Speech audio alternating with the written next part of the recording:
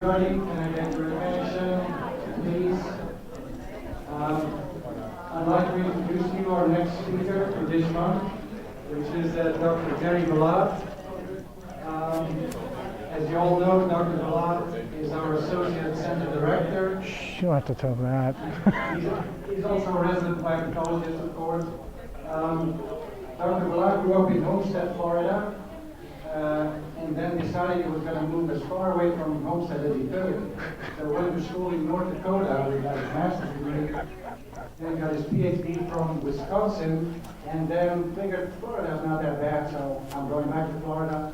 He started working here in 2007 as a plant pathologist, and his research and extension program is mostly focused on the management of diseases impacting commercial vegetable and ornamental production in Florida.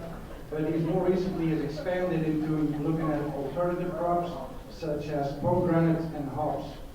So Dr. Vallad's research strives to provide growers with applied solutions to disease problems while trying to improve scientific knowledge about plant-pathogen interactions.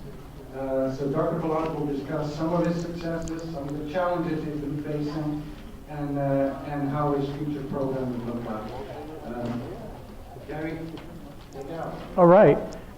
Thank you, Johan. So, good afternoon. How's everybody doing? Hopefully somebody left me some food. So I like to walk around a lot because I hate podiums. To me, it's like you're like putting up a wall, an obstacle between you and the audience. So hopefully you don't mind that, okay? So I like to say something. I like to apologize for the title. Basically Christine said, let me come up with your title. And I said, sure, why not? And so she came up with her title, but I'm a very conserved person, being a scientist, so I prefer something a little bit more laid back, okay? So basically we're just going to talk a little bit about the GCREC Vegetable Pathology program, okay? First of all, I'd like to make a correction to Johan. I was born in Homestead, Florida, but we moved out of the state when I was like 2 years old, all right? My dad was from the north, he was a Yankee, he wanted to get as far away from Florida as possible. So we ended up in beautiful North Dakota, Williston, North Dakota. Very, very famous place. For those who don't know, Phil Jackson, the greatest NBA coach of all time, grew up in Williston, North Dakota and started school in Williston, North Dakota, graduated from Williston High School, same place I came from. So there's, two famous people from Williston now, right? And for those of you who think North Dakota's flat, nah, it's not that flat. Only Canada and South Dakota are flat. Florida is very, very rugged. We have lots of mountains, or what we call buttes. Okay, you can think of them as mountains. And yeah, it does get cold every once in a while, about 9 months out of the year. Or for Floridians, it's probably about 11 months out of the year it's cold. Okay? But if you love to ski, it's great to ski in North Dakota. I mean, no crowds, no mountains, no trees. You can't hit anything. So what you probably know North Dakota really is for the oil boom that's been going on now for the past 10 years. You can thank North Dakota for your cheap gasoline right now. There's a huge geological formation that's called the Bakken formation. We've been punching holes there for probably close to 60 years in North Dakota. That's kind of where I grew up, is in the oil field business, because my father was heavily invested in the oil field. So it's very common in the countryside to see oil rigs. And there's so many oil rigs going on during the height of the boom. This is actually a nighttime photograph of the western North Dakota. There's Bismarck, that's the capital of North Dakota. There's Minot, that's Minot Air Force Base. All these are burn-off flares from wells. There is more light pollution in Williston, North Dakota now due to the oil boom than there is in Tampa Bay. It's crazy. Agriculture is also big in North Dakota, which is the reason why I ended up going to an ag school. I got my bachelor's and I also did my master's at North Dakota State University under the guidance of Phil McLean, who's a common bean geneticist. So I actually started out as a gene jock. to be quite honest with you. Did a lot of work on common bean and resistance to bean rust. After that, I moved on to do my PhD at the University of Wisconsin in beautiful Madison, Wisconsin, or coming from North Dakota, the tropical Madison, Wisconsin.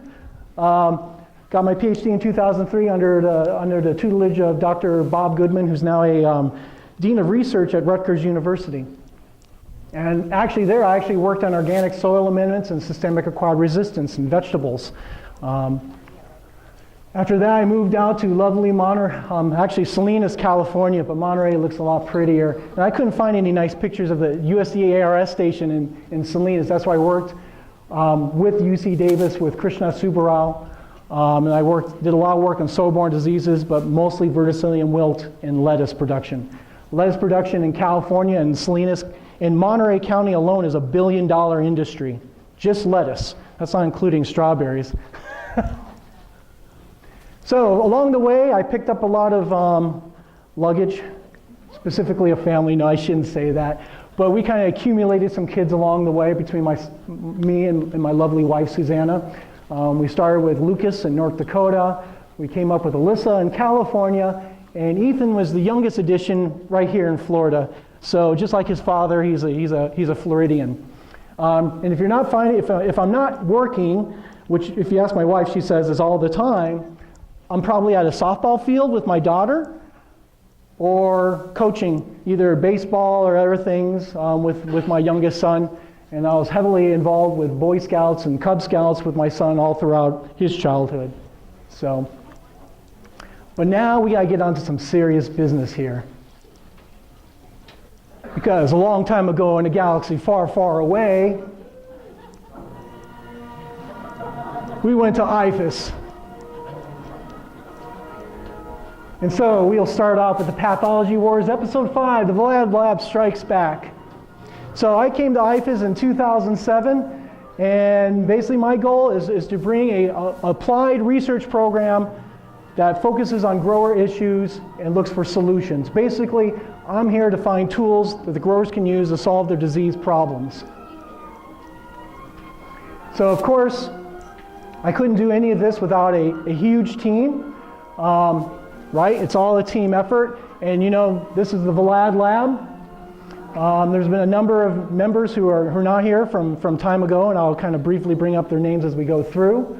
And of course, there's a number of funding sources that I've relied on in partnerships with other faculty and IFAS and also the plant pathology department. And there's, of course, there's a number of industry support, not through just commodities, but also through chemical companies that I'm very indebted to for the support all these past 10 years. So, thinking along the lines of Star Wars, you think about the mythical force. For plant pathologists, the force really comes down to this figure right here, what we call the disease pyramid or the disease triangle. Okay, every plant pathologist would tell you, if you want to know anything about a disease and how to manage it, all you need to do is look at this. You need to have, for the disease triangle, to have disease, you need a susceptible host, a virulent pathogen, and the right environment for the two to interact. Disrupt any part of this triangle, and you can disrupt disease. From the host, you can come up with a resistant variety. With the pathogen, you can come up with ways to manage the pathogen to reduce its population size or prevent it from even entering the production system. Environment's a little bit tougher. You can go to a greenhouse environment to get rid of rainfall, but if you're growing, or you can maybe change your planting dates to try to avoid conditions that are very favorable for the pathogen and the host to come together.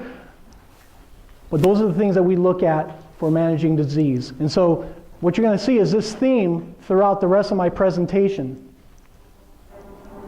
So, of course, coming to IFAS, I came to the dark side, right? Even looks like a Death Star. So, this is kind of illustrates the personnel that right now, or at least grad students and postdocs, are working on these various projects within the lab. I got Susan Timilsina and Peter Abrahamian working on bacterial spot. We have Kevin McKenzie right now working on target spot. He's a master's student. Peter actually is doing his PhD right now, and Susan just recently graduated, is now doing a postdoc, still working on bacterial spot. Caroline Land is working on Fusarium wilt. Katja Xavier is a PhD from the University of Kentucky that's doing her postdoc with us, working on pomegranate. And last but not least, Andy Shirley, who's come here all the way from Georgia to do his PhD with us, and he's working on downy mildew management and cucurbits. So we'll just jump right into the first. The nice thing is there's all these different programs, but I'm only going to talk about 3 just because of time limitations, okay? So we'll talk a little bit about tomato bacterial spot. I can definitely put my name up now on the wall next to probably God knows how many people over the past 100 years at University of Florida have worked on bacterial spot. It's very humbling. But I like to think that we are making some headway, and I like to thank a lot of my collaborators within the University of Florida, and a number of collaborators aren't listed here from other universities such as Berkeley, Ohio, New York, that are key members of this project. So start off with talk a little bit about tomato and bacterial spot. The culprit is bacterial spot is actually caused by 4 different species of Xanthomonas. We have, and they're broken into races based on differential tomato varieties, tomato lines. We have Xanthomonas uvesicatoria, which is race 1, Xanthomonas vesicatoria, which is tomato race 2, Xanthomonas perforans races 3 and 4, and then also Xanthomonas gardneri, which is race 2. Prior to the 90s, early 90s, Xanthomonas uvesicatoria was the predominant race in Florida. Xanthomonas perforans was introduced late 80s, early 90s in the state of Florida when it was discovered, and has since displaced Xanthomonas uvesicatoria.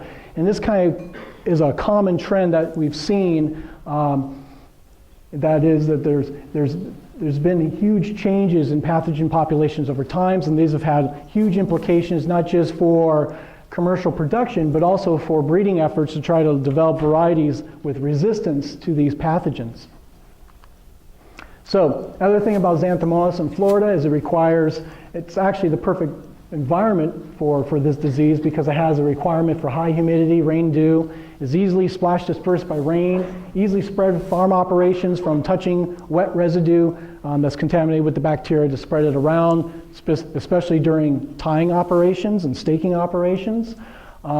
There's also kind of a cool season, what I call the cool season cousin of Xanthomonas, which is Pseudomonas, causes bacterial speck. So Florida having no shortage of rainfall and high humidity and high temperatures, this disease can be very, very devastating and can spread very, very quickly. Other challenges to bacterial leaf spot management other than just the weather. Of course, the challenge has been resistance breeding, and of course, I've already talked a little bit about some of the changing Xanthomonas populations that are a direct result to actually to making this a challenge for tomato breeders. Also, this pathogen is seedborne.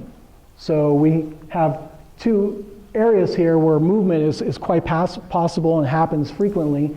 One is through seed, which you can get long distance movement through global seed production, because all the seed that we're using here is produced in places like Southeast Asia, South America, and even in Mexico.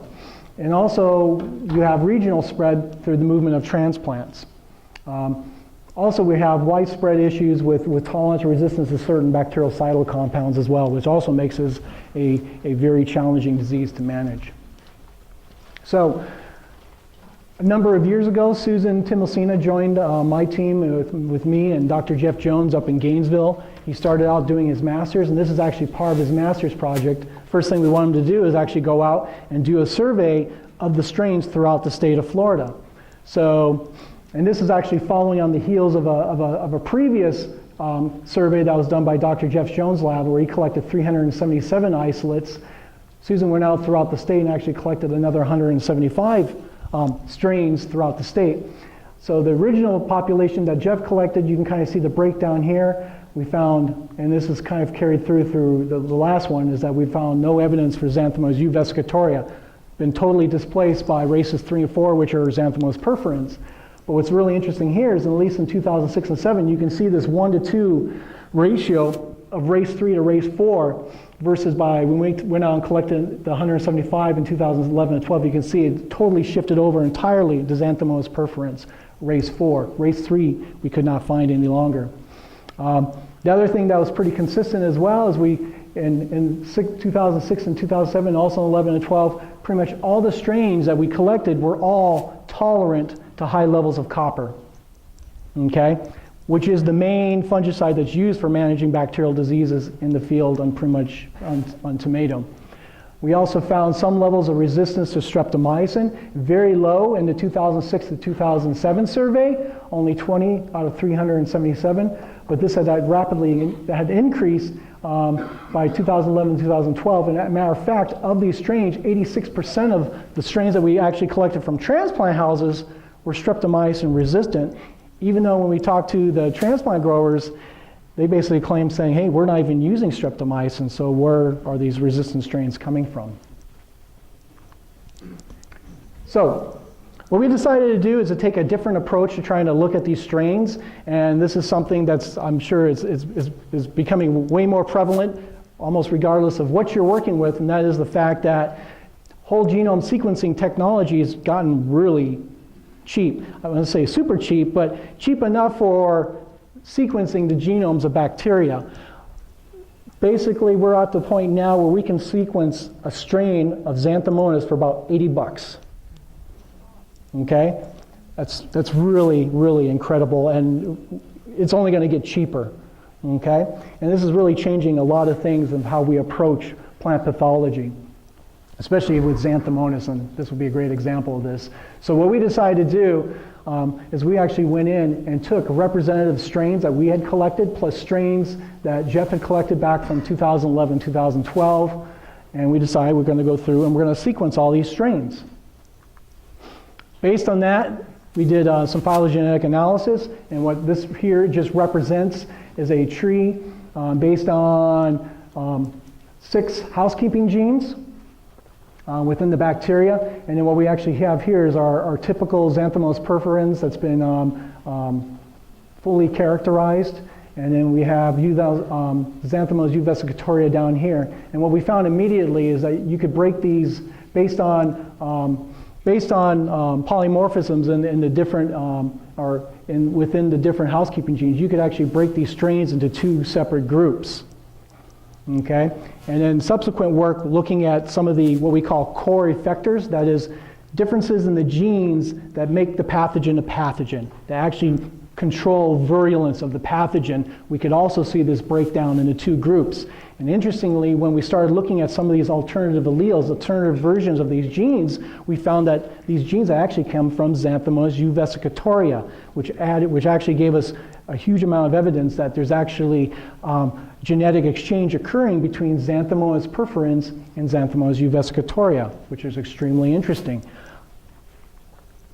So this is kind of a figure that comes out of a Phytopath publication that we actually got published. And this is kind of just a timeline showing some of the changes that we saw over time, going back and looking at some of these historical strains that we could collect afterwards and take a look. And this kind of represents here kind of the typical Xanthomys T3 strain that was actually, this would be 91-118 that came into Florida back in 1991. And so this black here, you can see these as T3, and then basically the other symbols represent some of the changes that we saw occurring within the bacteria over time. It's right around 2006 that we start seeing the emergence of these group 1 and group 2 or strains, and what we first started noticing is that not only have they changed, that is, they've had mutations in the gene that controls differentiates between race 3 and race 4, but also we found that they had actually acquired another gene called AVR-BST. Okay, so AVR-BST itself is another effector that these strains had acquired, and so it's kind of a big question is why have they acquired this gene? And so over 2010 and 2012, we've kind of got to this profile. So basically, this kind of shows not only have the strains changed, but they have actually acquired new effectors that weren't present in the population before. And that's important because it has huge implications for breeding programs. Okay, so why does this matter? So here's a number of strains. These are group 2 strains. These are group 1. This is actually a 91-118. And basically what we find is that some of these strains are actually able to cause disease on pepper, that these group 2 strains that are actually missing AVR-BST are actually able to cause disease on pepper, whereas the other ones are not able to. And so if we look at this, you can actually see that all the Xanthomys perforans T4 strains that lost AVR-BS3 and gain AVR-BST, and that those strains that if they lose AVR-BST can actually expand their host range. But those strains that had actually lost AVR-BST were actually fairly rare and are still kind of rare. So then the question was, well, why are they keeping AVR-BST? What is the population gaining from this? And so Peter's goal as part of this program is to actually test, does AVR-BST confer fitness to Xanthomys perforans? So he actually generated a mutant where he's actually gone in and disrupted the AVR-BST in these group 2 strains and also group 1 strains, and then basically put them out in field trials and looked at the movement and basically persistence of the strains over time, looking at the populations. And essentially here you can see in the trials, looking at these various plots, you can see over time that the wild type that has AVR-BST, the population keeps going up, versus the mutant, you don't see that increase. So basically this is evidence that AVR-BST is conferring a fitness benefit to these strains. Interestingly, this was all done in the field. When we've done the same experiment by co-inoculating the mutant and the wild type together in the same leaf, you find there's no difference between the two. So this is something in the greenhouse assay, you don't see a benefit to the AVR-BST effector that these strains have gained, but out in the field, it definitely has a huge benefit. So this is because this tells us that AVR-BST is an ideal target for resistance breeding. And there's actually been a line where they've actually identified a resistance gene that's specific to AVR-BST. So jumping up to copper tolerance as the norm in Florida. The big question is, so what implications does this have? Well, in a field situation, it has huge implications. Copper is the number one, well, I would say was the number one bactericide that was long used by growers for managing bacterial spot. All the improvements that have happened over the past 20 years have been improvements to increase the solubility of copper in solution, including improved copper formulations and also by actually mixing in other compounds such as EBDCs, such as mancozeb, that actually improved the solubility of copper. So this is actually from a grower's field where we did some field trials, and it's very representative of a number of field trials and a lot of the work that we've done even here at the research center.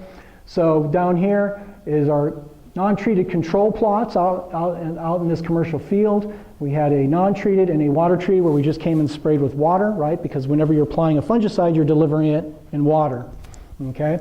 And so you can kind of see how the disease as a percentage of foliage, diseased foliage increases over time. And then what we do is we take these numbers and we have a formula to actually summarize this into a single number that plant pathologists call area under disease progress curve. So it kind of reflects this disease trend over time. The bigger the AU-DPC, the more disease there was, okay? So you can see here our non-treated control and our water-treated control are very high. Here's mancozeb, which is a formulation that contains copper hydroxide and mancozeb mixed together. And here you can see these are copper-resistant strains, and you can see here, looking over time and also area under disease progress curve, there is no difference in disease. Totally fails. Versus other products up here that we looked at, like Actigard, which is an SAR lister, so actually churns on the plant's own defenses against the bacteria. You see a nice reduction. You actually see a slowing of the disease progress and a lower ADPC value.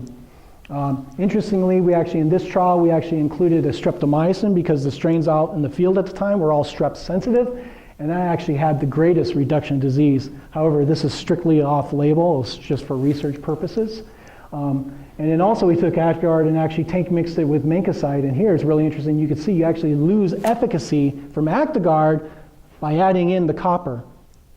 We had a number of other trials where we could find the same thing, and not just with Actiguard as well. Even experiments where we took certain antibiotics, whenever we added copper, you actually lost efficacy that you gained from the antibiotic.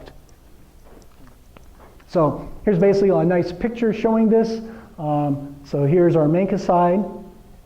You can see about 85% disease severity versus Actiguard, around 66% disease severity, and Actiguard plus Firewall, around 15%. And you can see the increase in defoliation at the bottom. Okay? So, where do we go? Well, Actiguard has been very, very effective, and that's been our new grower recommendation, is to use Actiguard and to reduce the usage of copper. And a lot of growers have done this and have been pretty happy with it.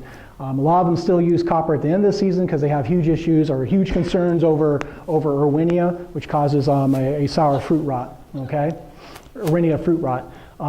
So we've kind of looked at a number of things that we've assessed out in the field, simply just haven't really given that much better control than what we've seen with Actiguard, and that includes a number of biologicals, alternative forms of copper. So we've kind of gotten to this point now where we're saying, hey, we've pretty much exhausted most reasonable things we can use out in the field without increasing the cost of management. So hey, instead of focusing out in the field, where it seems once this disease has enters the field, you have very little tools to really manage it any better than what we have, let's focus more on resources to prevent an inoculum from even reaching the field. Let's keep the bacteria from even getting out to the field. So I talked a little bit before about transplants and the importance of transplants and regional movement of inoculum. So Peters came in and started with me, 3 years ago now, with the goal of actually looking at how far or how fast can xanthomose move in transplant houses if it's introduced, and also to try to develop some effective control measures for trying to manage bacterial spot in a transplant house if an outbreak occurs. This is very important because typically for transplant productions, these plants are crowded together, very tight space, okay? You can kind of see all the transplants here. They're overhead irrigated, so they're being watered twice a day, and a lot of times the conditions in the greenhouse or the transplant house, which isn't as nice as a greenhouse, are more conducive for disease development than out in the field. Keep in mind, when we plant in August, here, our tomatoes, you got to think those transplants were being produced all throughout July. And what happens in Florida in July? You get a lot of rain, and it's extremely hot and extremely humid. And they're being overhead watered at least twice a day. So he set up an experiment where he actually set up small plots, which would be these trays lined up. And then you can see a stake where he's kind of staked out zones, okay? So what he did is he actually inoculated about 8 plants per 2 rows at the beginning of the zone, and then we actually made an artificial overhead watering system that's basically on a cart where he can push it at a certain speed to deliver a certain volume of water at the specific pressure that's commonly used in transplant houses, and then basically come in over time and sample to see how fast does the bacteria move. Okay? And then throughout the trial, he always watered in one direction. Okay? So the other part about this is that after you inoculate the plants, it takes about 5 days before you start seeing the water soaking. It's the first initial symptom you see with bacterial spot. And another 5 days after that, or 10 days, where you can start seeing necrotic lesions. So keep that in mind. You have this delay after you inoculate before you start seeing real symptoms develop. Okay? So this is some data, representative data from some of his greenhouse trials. And here basically we're looking at distance from the origin, okay? So this isn't even the inoculated row. This is actually, would be right next to the inoculated row, and then moving in centimeters down his plot. And you can see initially at 7 days after inoculation, you see nothing, disease incidence-wise, and it takes about 21 days before he starts seeing huge amounts of disease increasing. And that's just the plants next to where he inoculated originally. Okay? So you're actually looking at that movement and disease development. All right? This is looking at disease incidence. So by 28 days, right next to the plant, you have around 70% incidence, and that you can see how that curve, how that slopes down the further you get away from your point of origin. Makes perfect sense. Okay? So this is just looking at disease incidence, looking at the development of disease on these transplants. This is looking at the recovery of bacteria off of plants. And he did this by sampling the leaves and basically just washing them, and the strain that we're using is actually a marked strain. So we can use selective media to recover that strain, even though you don't see any symptoms on these plants. So even though here, at 14 days, you see there's very little disease at all that's noticeable, look how far, this green line up here, how far the disease has already traveled. Okay? So transplant growers typically, to try to manage bacterial spot outbreaks, in addition to using chemical controls, they will typically rogue out disease plants. Okay? So they would have likely have rogued out this here, the plants that were re-inoculated, but you can see how far that disease has already traveled, and they're not seeing any symptoms. Also keep in mind that a transplant production cycle is around 4 or 5 weeks. Okay? So what's going to happen is, yeah, they're going to rogue this out. Guess what's going to the growers? All of that. So Peter took it up a notch. We actually found a commercial transplant house that was crazy enough to let us come in and do this experiment on a commercial scale. So these are much larger plots. Peter, I forgot how many trays. 20 trays per plot. Okay? And if I remember right, this one was replicated 5 times or 6? 6. So 6 replicate plots. So again, set it up the same way, except instead of just doing a couple plants, we wanted to make sure that we got something. So we actually inoculated the first tray, a set of trays, and then left them there. And then also we had some non-inoculated trays as well as additional controls, so we could detect up any background contamination that would have came in for their plants. And then of course what we did is after we inoculated, we got the transplant operator only run his water booms in one direction. He did this experiment twice, and basically this is just looking at the recovery of our marked strain, and we got the exact same picture. Let's look at 12 days. You can see how far it's already moved, and you got to think this is before any symptoms you're seeing any symptoms develop at all, other than where we had just inoculated, and all the way up to 26 days, it had already moved all the way across this plot. Same thing with the second trial. 12 days, 19 days, you can see it already moved the full length of the plot. No symptoms. Those plants would have been sent out. So, why is this information good to know? Well, A, it allows us to give some recommendation to growers for how to manage their outbreaks. All right? A lot of transplant operations differ in how they manage or how they rogue. Some will only pull the individual plants or pull the tray. Some will pull one tray around the contaminated tray. This data here suggests if you're growing in July, you have to basically pull out 4 trays around where that disease occurred to really eradicate that, potentially to increase your chances of getting rid of those infected plants out of your house. Okay. He's also done a lot of work looking at some effects, trying to look at products that could be more effective than copper in transplant production for managing bacterial spot outbreaks. So let's say you do rogue, but then you want to spray to also make sure you can keep the disease from moving any further. So there's a number of compounds he's looked at and a number of biologicals. I'm not going to go through the list. I'm just going to cut right to the chase. There were some things that were very, very effective.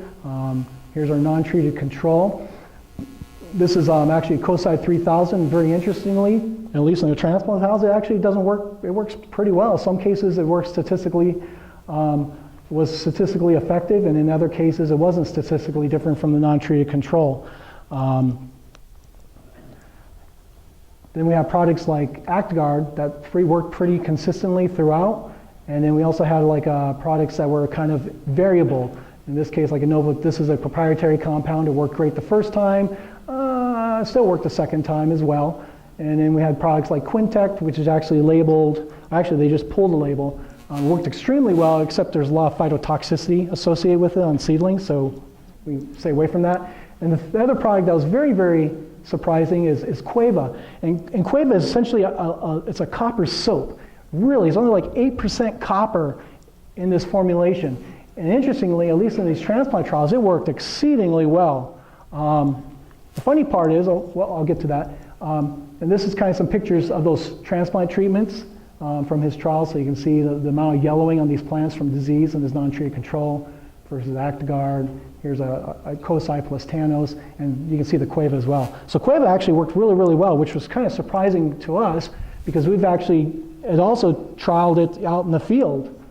And this is a representative trial where we've actually had Cueva with all kinds of different combinations with some of the products that we found that were effective, and some of these weren't so effective. We thought, well, maybe some of these, such as agrophage, which is actually a virus that's actually specific to the bacteria, so it's a form of biological control. We thought maybe some of these programs would be even more effective, and essentially everything in this red box is statistically no different than the non-treated control or the copper standard. Totally failed. Cuprofix does nothing out in the field, but at least in the transplant house, it seemed to be very consistently, it worked really well, which tells us there might be some differences in the importance of epiphytic populations on a transplant compared to a large plant out in the field. And again, in this trial too, Actigard was pretty consistent. So that was for transplants. That's for local. To try to get at more international spread, we're actually going and visiting a lot of seed production areas throughout the world. Last February, I actually went to Konkan, Thailand, and was actually hosted by Dr. Pracharat Thumabenjapapone. And it was really a neat experience, and I actually went and visited a number of a number of seed production operations where they're actually producing hybrid seed, and I was just shocked, just blown away, because the conditions aren't very conducive for bacterial spot, but we could find it. It was extremely rare to find it, but we saw some trends that kind of makes us rethink some of our hypotheses as how this stuff is really moving around. Because initially we would think, hey, there must be these huge outbreaks are occurring and they're just harvesting and seeing and not saying anything. We're not so sure maybe that's happening here. We think that there's another way that the bacteria is actually being introduced into the plant that's not really producing a huge amount of disease, not until you get to our end where we start putting under these highly conducive environments like during transplant production.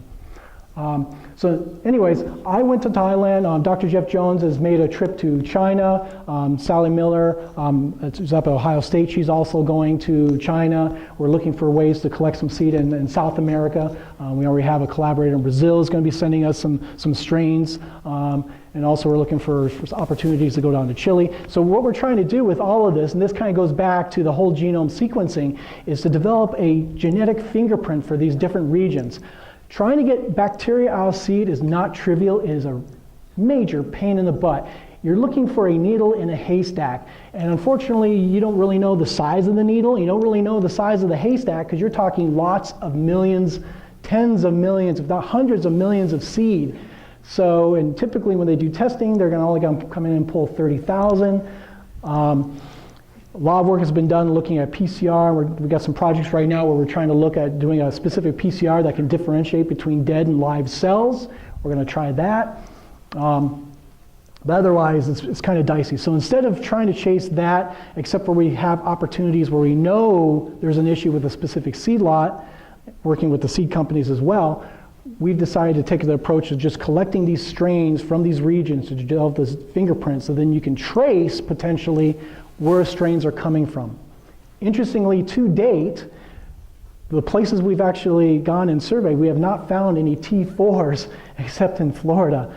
All the other strains everywhere else in China and in Thailand have all been T3, which is kind of interesting. So there's definitely, you kind of wonder, well, where's T4 coming from? Or potentially, are we the origins of T4? Quite possible. Okay, keep things moving. Oh, I didn't realize that was going to come out again. Okay, move on now to talk a little bit about Fusarium wilt. This is a project that Caroline Land has taken over now, but previous people that have worked on this have include Dr. Tyler Jacoby, who's with Highland Precision Ag, and Dr. Chenghua Huang at National Chongqing University in Taiwan that did his postdoc with me.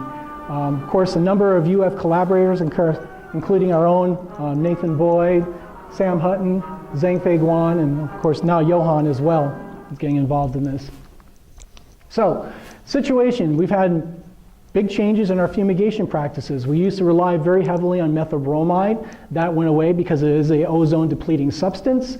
And so we've adopted a number of methyl bromide alternatives, and they're not as effective. So over the years during this transition and afterwards, a number of growers have complained about seeing increases in diseases caused by soil-borne pathogens like Fusarium wilt, Fusarium crown root rot, southern blight, increase in nematode issues, increases in weeds, and a reduction in crop vigor. The one that we've kind of really focused on at a number of sites have been Fusarium wilt, particularly race 3. Fusarium wilt itself is favored by very warm temperatures, dry climate. It also produces Fusarium oxysporum lycoprodicea also produces macroconidia and chlamydospores. The chlamydospores in particular are very problematic because they can last for decades in the soil. They can last for a long time. This is kind of the outbreaks that we've seen. That's shown up in a lot of, I shouldn't say a lot of fields, but definitely a number of fields that have got growers' attentions right away. This is a field that had almost 50% incidence of Fusarium wilt, and this was I believe it was after their second pick. Okay, so they didn't even bother coming in for a third pick on this field. Interestingly, this is something that at this time no grower had really had any experience with because we always had methyl bromide. They just didn't have problems. The only time that we see a little bit of Fusarium wilt was typically on the ends of their rows. So again, pointing out the big difference between methyl bromide and all our fumigant alternatives is methyl bromide had extremely high vapor pressure. Okay, so it would volatilize immediately. It really was a true gas. Whereas all these other products, if you look at their vapor pressure compared to that of water, it's not very high. They volatilize at a much lower rate. That's why we call these volatile liquids. Okay.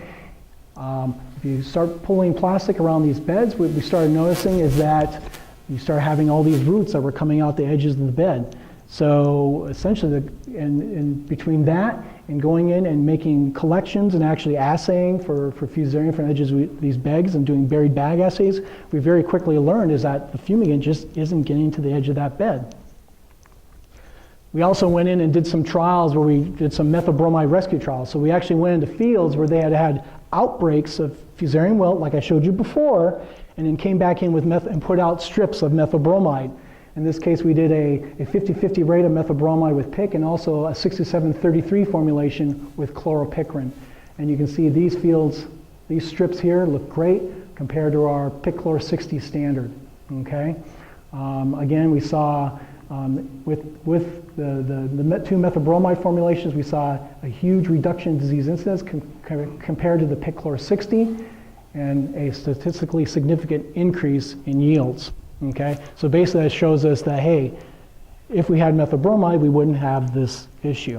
Okay, and again, this was kind of helped us formulate our hypothesis, and that is methyl bromide was moving out and getting a lot of these regions in the soil that the alternatives just can't do it. They just don't have the volatility. So essentially, we're using a system to put out products, a system that was developed for a volatile compound, a volatile gas, and we're putting out a volatile liquid.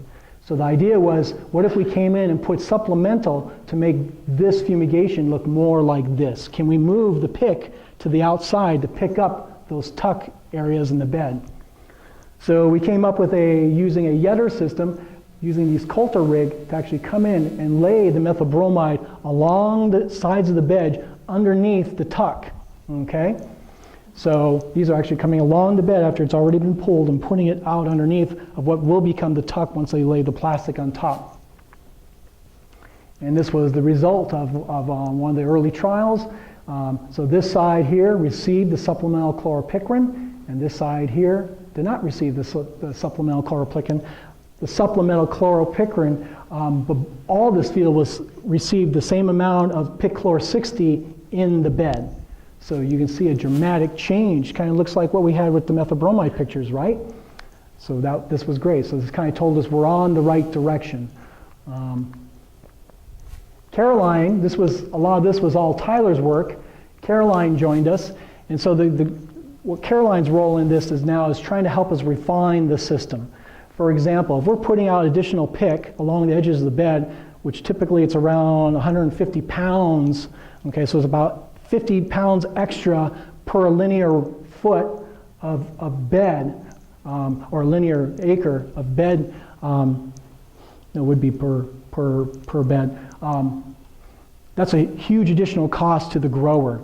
So the question is, if we're putting the additional pick on the edges of the bed, do we really need the same level of chlorpicrin inside the bed? Can we reduce that? So she actually set up an experiment with the grower where this is their standard, 180 pounds of chlorpicrin in the bed, all right, as pick chlor. In this case, it was a pick chlor 80. And then as we added the supplemental pick, you can see the reduction. And in here, we're actually reducing the amount of chlorpicrin that's inside the bed. And you can see we can reduce it down to 160, 140 of chlorpicrin in the bed and still maintain control, okay? So that's a huge cost savings to the grower, okay? Looks great, but there's hitches to this. It seems to work better in the spring than it does in the fall, and a lot of that we believe it has to do with soil moisture. I shouldn't say fall, during the summer when you fumigate, because we have heavy rain events, chlorpicrin degrades in water. Okay, so when we're out there on the edges of the bed, I mean, they need to increase the water, the moisture content in their bed to a point that they can make a bed, I mean, in their soil to make a bed. But then when you're coming in after they made the bed, now you're taking that chlorpicrin, you're going even deeper in the ground that's going to be highly saturated with water. And that's where we're starting to see some issues, okay? At least that's what we hypothesize at this moment, but that's what makes sense. So we're working more on that. We're also working with Nathan actually to try to look at some alternative shanks to apply the supplemental treatment where potentially you could make it in one pass. So instead of having the Yetter rig, which requires a second tractor, it would all be in one rig and you'd be done.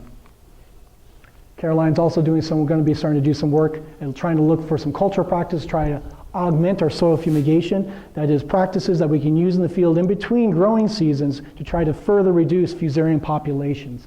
And this includes cover crops and soil pH. Soil pH was actually, a lot of the work that was done on soil pH was actually done here by what would have been my predecessor, Dr. John Paul Jones, back in the early 80s. And this is kind of a really neat relationship that a number of vascular pathogens have with soil pH. For fusarium, as you increase the soil pH, you actually reduce the incidence and severity of fusarium wilt. Versus if you go to verticillium wilt, it's totally the opposite, okay? And this has been one of the reasons why people have kind of hypothesized why in Florida is so favorable for fusarium wilt, because our soils tend to be naturally acidic, and we don't have issues with verticillium. So theoretically, our soils are inhibitive to verticillium wilt. And actually, John Paul Jones actually set up some really elaborate studies in the field to demonstrate this in Florida back in the early 80s. So this is actually some data from Caroline's study where she tried to basically set up a small microcosm pot system. It's not really a pot, it's like basically it's a coupling for pipes that she uses to fill up with field soil, where she's adjusted the pH and added in known quantities of fusarium. So basically this would be 100,000, 10,000, and this is actually where she put in just conidia of fusarium, 1,000 spores. And then basically this would be pots without lime versus lime. And you can see, this is looking at incidence, you can see the reduction in incidence, okay? So basically she can reproduce in a microcosm study what John Paul Jones did out in the field. And we're also doing this out in the field. Her goal is to try to take this system apart and try to figure out where is pH actually affecting the life cycle of the pathogen. Because if we can understand that, we can try to use soil pH as a tool to potentially further reduce the disease out in the field. This is all, we've already have a couple of grants that have already been submitted. One's a specialty crop block grant to look at, for the case of cover crops, the effects of cover crops on fusarium wilt. And another one is actually an SCRI that we're working with folks out in California to try to ask the question, the impact of soil pH and fertility on vascular pathogens. Sorry, I didn't realize the music was going to come in again. So this is kind of the last chapter. This is looking at pomegranates and disease challenges. And Dr. Katja Xavier came to us from the University of Kentucky, and so she's kind of taking over that from Dr. Achala Nepal, who actually got a position in Oregon State University. Pomegranates in Florida. This was actually a project that was initiated back in 2009 by Bill Castle, trying to look for alternative crops, potentially as an alternative to citrus, or that could actually be used in addition to citrus production. And a lot of that kind of makes sense because they have about the same types of fertility requirements, same type of spacing, water requirements, so it seemed like a really good fit. Currently, there's approximately about 25 pomegranate growers with larger acreage of around 1 to 15 acres, and about 100 to 200 growers at a quarter acre or less. But there has been a noted increase for the demand of trees, so there is a number of growers who are actually trying to grow pomegranate. Of course, a new crop in a new environment, there's always a lot of problems. So unlike other parts of the puzzles or other project I showed you where, you know, we've been growing tomatoes in Florida for hundreds of years, this is one where we really have no records of how to grow this. What's the proper watering, fertility, seasonality, what are the physiological disorders we're going to come to? There's just not a lot of information for trying to grow pomegranate in a tropical, subtropical environment like us.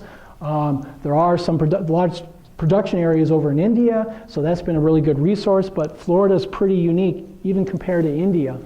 The other thing is, of course, is the question of market. There really is no market yet developed for the Southeast. The market's controlled by California, by Palm Wonderful.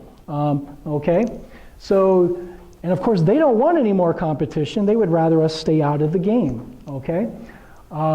And of course, the issue with diseases and pests, it's a different environment. We're bound to have a lot more disease issues because we have a lot higher or a lot more favorable weather conditions for disease to occur, especially because we're trying to grow the fruit throughout the summer period. So advancing commercial fruit production has been severely limited by disease. That's the one thing that we've learned from all of Bill Castle's studies for the past, since 2009. So we actually got a specialty crop grant and started working on this from 2014-15. Achala started, and first thing we did is we did a survey of fruit, leaves, stems from throughout the Southeast, Florida, and a couple other areas outside of Florida. Collected tissues for symptoms on leaves, fruit, stems. After that, we went through trying to identify the causal pathogens, of course, isolate, culture, look at culture or cultural morphology, and then also do some sequence-based identification. Of course, after that, then we start going into Koch's postulates. That's kind of the hallmark of another hallmark of plant pathology. To validate that what you've isolated is actually a pathogen, you have to take that pathogen, put it on a healthy host, see if you get the same symptoms, see can you recover the exact same pathogen. You get this nice little cycle, and that's what we call the Koch's postulates. Okay?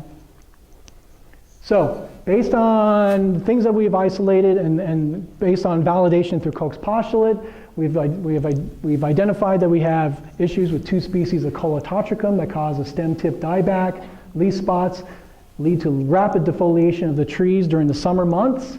Also, the 2 species cause a number of fruit spots and rots on the fruit itself, seen here. Species we've identified one belongs to the Colototrium galeosporoides complex, and the other one belongs to the Colototrium acutatum species complex. Katja right now is working on to do some additional phylogenetic analysis with a number of housekeeping genes. We've done 3 so far. We're doing some additional ones, and we're doing some of this work in collaboration with Natalia Perez, who's the Colototricum expert, and some of her efforts in her lab as well. We've also identified 2 species of Bacteriaria, including Neophysococcum parvum and Lazodiplodia theobrome, that are problematic and cause large diebacks. They also infect the stems of the plants. Also identify Pilodelia granati, which causes a fruit mummification, turns them hard as a rock. It's also a pathogen that's quite problematic in California as well. And the interesting one is we actually identified an unknown Diporthales. Very strange, I should say, all the morphological characteristics that we see with this organism does not match anything that's been published. It does fall within a large group of family called the Cryphonectriae. Causes all kinds of blights on different tree species throughout the world. Some of these are pathogens of eucalyptus, okay? But it's novel. The sequence doesn't match anything perfectly, and none of the morphological characters match anything perfectly. So potentially this is a novel pathogen of pomegranate in Florida. We've also found Pseudocercospora species as well, and this is something else that Katja is working on. We've done a number of fungicide trials. Again, we know what's out there. Now the question is, what can we do to try to manage these diseases? It's hard for them to try to develop a market if they can't get any fruit off the tree, right? Makes sense? So we've actually gone through a number of different compounds. We've done field trials at 2 different locations. In 2015, actually it was 3, there's a third position, but we're only showing the 2. Again, area under disease progress curve, and this is kind of the neat part of this, is that you can see we pretty much get the same trends with these different compounds. Cabrio, which is a strobilurine fungicide, works extremely well. Actually too well, to be quite honest with you. There's a lot of resistance issues with this class of fungicides, so we're kind of worried about this. It's kind of a big problem working with pomegranate. There are really no commercial fungicides really labeled for it. Okay, so we're starting from scratch. So trying to get a number of things, just one thing is a challenge, but then trying to go forward to the EPA and say, hey, we don't want just one product, we need several products registered, because if we just rely on this, it's not going to last very long. Okay, and it makes a huge difference. This is actually in Odessa, and you can see the nice untreated tree in the background versus the treated tree in the front, night and day. Another great example, non-treated, treated, non-treated, treated, non-treated, treated. Okay, huge difference, night and day. And on top of that, you can actually see even here, there's fruit, and they're not rotted,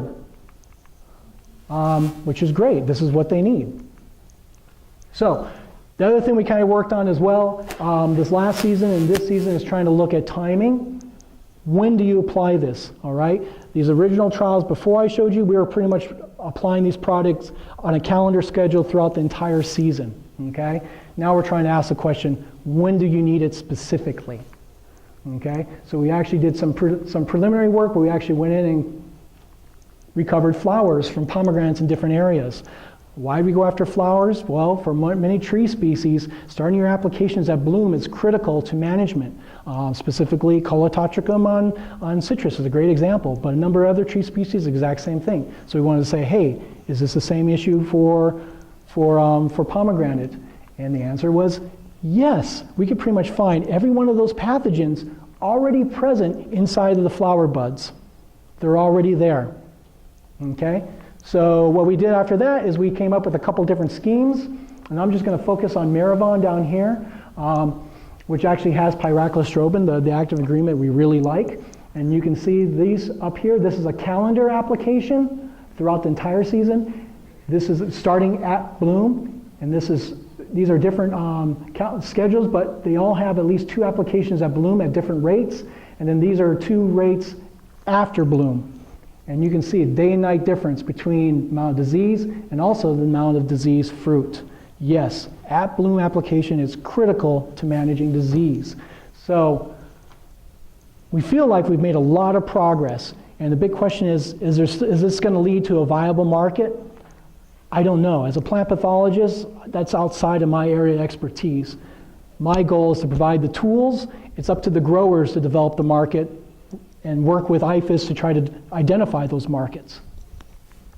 So, future plans, we've actually submitted, there's actually a couple new specialty crop block grants. I know that like Shinsky, Agahara, and Zanal have actually submitted and I think got funded. We've also developed a large specialty crop research initiative, not just with Florida, but with Georgia, Texas, Arizona, New Mexico, and California as well to develop more markets with pomegranate.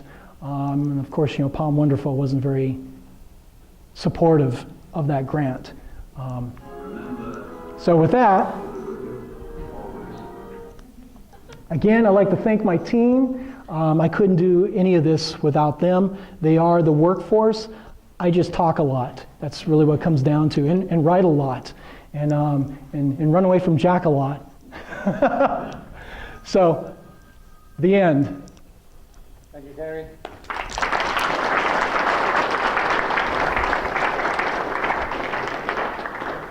I went way over. Any questions? Dr. Vallad? Bob.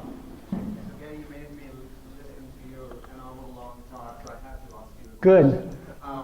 So, since the discovery of germ disease by Louis Pasteur back in 19th century, to look back over the period, do you think the number of both human and plant diseases have increased? And if so, what are the possible reasons why we have more diseases now than there were before? Are there more diseases? Well, it's hard. It's hard. I would hate to speculate. If I had to step out and let's speculate, why not? I would say no. I think